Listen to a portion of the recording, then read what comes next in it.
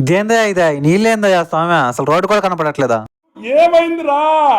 Hello మామ, అసలు matter ఏంటంటే వెల్కమ్ టు అవర్ ఛానల్. మామ ఈ వీడియో వచ్చేసరికి day 2 of Vinayaka Chavithi series in Bengaluru.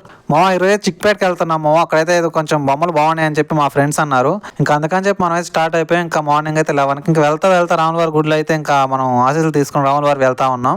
ఇంకా నేనైతే బస్ ఎక్కేసి మైసూర్ బ్యాంక్ దగ్గర దిగేసి మళ్ళీ అయితే వెళ్తా ఉన్నాం మామ. చూడొచ్చు ఇదే అనమాట, ఎక్కడి నుంచే స్టార్ట్. ఇదంతా బుక్ సెక్షన్.